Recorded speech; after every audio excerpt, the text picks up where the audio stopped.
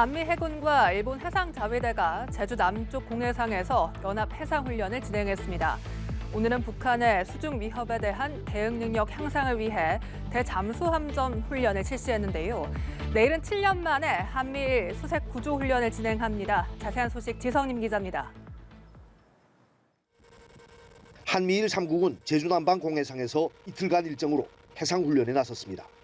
우리 해군에서는 이지스 구축함 율곡 2함 등이, 미 해군에서는 핵추진 항공모함 니미츠함 등이, 일본 해상자위대에서는 구축함 우미기리함이 참가했습니다. 훈련 첫날인 오늘, 한미일은 대잠수함전 훈련을 진행했습니다. 3국의 연합 대잠전 훈련은 작년 9월 시행 이후 6개월여 만입니다. 한미 해군이 보유 중인 수중 무인 표적을 활용해서 훈련을 실시할 예정입니다.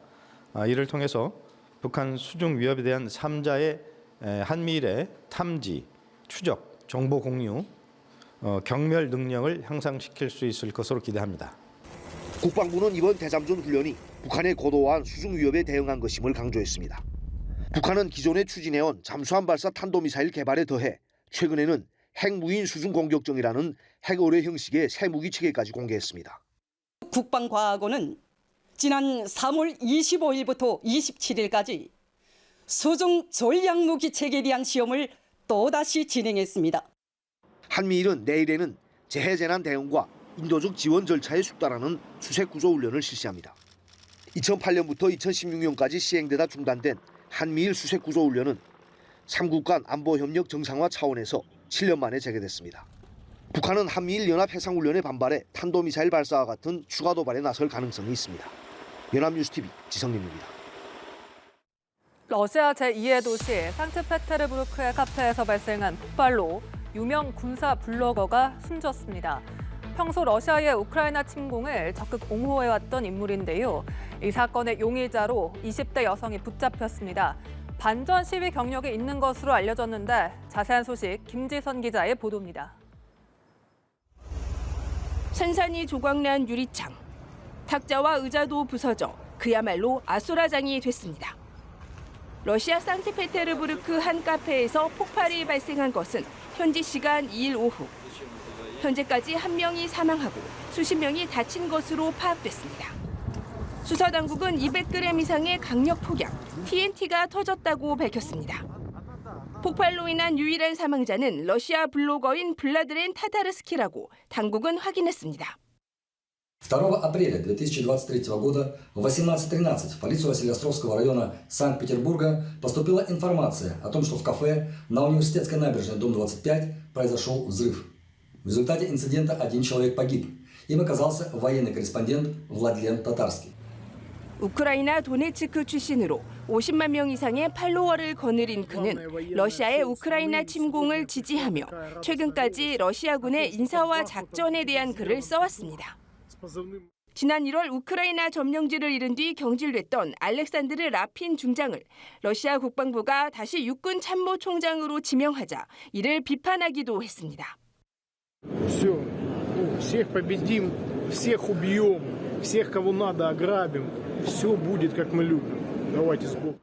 현지 매체들은 사건 당일 카페에서 구독자들을 만나고 있던 타타르스키가 한 여성으로부터 조각상을 선물 받은 사실을 언급하며 이 안에 폭발물이 들어있던 것으로 추측했습니다. 러시아 국가수사위원회는 그의 사망을 사고사가 아닌 살인으로 규정하고 조사에 착수했습니다. 한 러시아 관료는 구체적인 증거 제시 없이 우크라이나의 소행이라고 주장했습니다. 연합뉴스 김지선입니다. 오늘부터 고속도로 순찰차에도 과속 단속 카메라가 달립니다. 암행 순찰차에 도입했던 장비를 확대하면서 도로 위 감시망도 한층 강화될 것으로 보이는데요.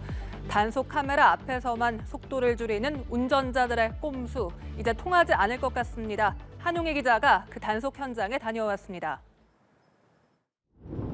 차 한 대가 빠른 속도로 고속도로를 질주합니다. 뒤를 따라붙는 순찰차. 흰색 저기. 순찰차 앞쪽에 설치된 장비가 실시간 속도를 측정하고 번호판을 촬영합니다. 속도는 시속 122km, 과태료 7만 원 대상입니다. 제한 속도가 100km 구간이지만 122km로 주행하다가 지금 단속이 된 상황이거든요. 우측에 단속 차량 사진과 번호판이 현출이 됩니다. 간단한 조작으로 단속이 가능해지면서 경찰과 운전자 간의 추격전 위험도 줄었습니다. 단속 과정에서 피단속자인 운전자분들도 위험에 상당히 노출되는 거기 때문에 그런 면에서 활용을 하고 있는 겁니다. 앞으로는 고속도로 순찰차에도 자동으로 과속을 적발할 수 있는 단속 장비가 탑재됩니다. 야간 레이더도 달려 어두운 밤에도 도로 위 무법자를 잡아낼 수 있습니다. 탑재형 이동 장비는 지금까지 암행 순찰차에만 달렸었지만 오늘부터는 이런 고속도로 순찰차에도 설치돼 본격 운영됩니다. 경찰이 암행 순찰차를 본격 도입한 건 2021년 11월. 지난해 적발 건수만 14만 8천여 건에 달합니다. 과속에 인한 고속도로 사고 사망자 수도 3분의 1로 줄었습니다. 많은 차량들이 과속이나 이런 것들 상당 부분 줄었다고 피부로 체감하고 있습니다. 고속도로 상황에서 안전한 운행이 될 수 있도록 최선을 다하겠습니다. 경찰은 탑재형 단속 장비를 확대해 과속 난폭 차량을 집중 단속한다는 방침입니다. 연합뉴스TV 한웅입니다. 오늘로 5G 이동통신 상용화 4년이 됐습니다. 하지만 대통령이 대책을 주문해야 할 만큼 요금은 비싼데 품질은 여전히 논란이죠. 원가 자료를 공개하라는 소송 1심에서 시민단체가 일부 승소했는데 주무부처는 못 내놓겠다며 항소했습니다. 이 소식 서영석 기자입니다. 무엇을 숨기는가? 정부는 5G 원가 자료 즉각 공개하라. 공개하라. 공개하라. 공개하라. 5G 이동통신 서비스 원가 자료 공개를 촉구하는 시민단체의 발표 현장입니다. 서비스 초기 이용요금 산정 기준이 된 자료를 뜯어보자는 건데 4년이란 지루한 법정 다툼 끝에 1심 법원은 시민단체 손을 들어줬습니다. 지난 1월 일부 승소 판결을 내리며 5G 서비스 원가 산정 근거 자료 54개 세부 정보 중 40개를 공개하라고 결정한 겁니다. 여기에는 당시 5G 서비스 인가심의 대상이었던 SK텔레콤이 제출한 투자 계획, 가입자 수, 매출액, 트래픽 예상치 등 대다수 정보가 담겼습니다. 이제는 거의 3천만 명이 이르렀습니다.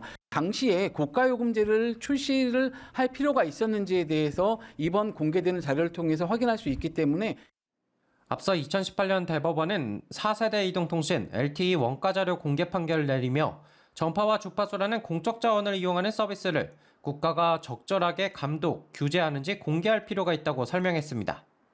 당시 대법원 판결까지 무려 7년이 걸렸는데 주무부처 과학기술정보통신부는 이번에도 항소했습니다. 다른 설명 없이 판결문 취지를 수용하기 어렵다는 이유였습니다. SK텔레콤도 영업 기밀이라며 부정적인 입장을 내놨습니다. 5G 세계 최초 상용화 타이틀을 거머쥔 지 4년이 흘렀지만 가격과 품질에 대한 소비자들의 의문을 푸는 길은 멀기만 합니다. 연합뉴스TV 서영석입니다.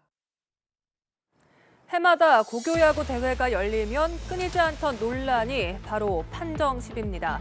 대학 입시와 직결되어 있어 선수, 학부모, 학교 모두가 민감하게 판정에 반응했는데요. 이를 막기 위해 고교야구에 로봇 심판이 도입됩니다. 기대만큼이나 기기 오류의 돌발 상황에 대한 대응도 필요하다는 목소리가 나옵니다. 자세한 소식 박지훈 기자입니다. 야구장에 설치된 세대의 카메라. 투수가 던진 공을 촬영해 실시간으로 궤적을 분석합니다. 공이 스트라이크 존에 들어가면 즉시 삐 소리가 나 스트라이크 볼 판정이 자동으로 이뤄지는 로봇 심판 시스템. KBO 퓨처스리그에서 사용되던 로봇 심판이 고교야구에 도입됩니다. 심판의 주관이 들어가지 않고 장치나 기계가 판독하는 것은 이쪽 팀이나 저쪽 팀이나 항상 일관되게 판정을 하기 때문에 고등학생 선수들의 평균 신장을 고려해 퓨처스리그보다 스트라이크 존 높이는 낮아졌고 좌우폭은 공 하나 정도 넓어졌습니다. 로봇 심판의 판정은 최종 판정으로 인정되며 이의 제기도 불가능합니다. 학부모들은 로봇 심판 도입에 대체로 긍정적인 반응을 내놨습니다. 고교야구는 대회 성적이 대학 입시와 직결되는 만큼 공 하나하나에 모두가 민감할 수밖에 없는 상황. 매 대회마다 끊이지 않는 판정 시비를 로봇 심판이 어느 정도 잠재워줄 수 있을 거란 기대감이 나옵니다. 부모 입장에서는 볼인데 심판이 스트라이크 해버리면 저희들은 심판 말에 또 복종해야 되니까 아무래도 AI가 이렇게 했을 때는 서로가 조금 믿음이 또 있겠죠. 지방고등학교가 서울서 경기할 때는 아무래도 그 심판의 불공정성이 굉장히 염려가 됐는데 이 AI로 해서 로봇 심판이 되게 되면 아무래도 판정에 대한 불이익은 없겠다. 다만 기기 오작동 등 오류가 발생할 경우 경기 지연이나 그간 경험해보지 못한 돌발적인 상황이 발생할 수 있는 만큼 면밀한 대응이 필요하다는 목소리도 나옵니다. 연합뉴스TV 박지훈입니다.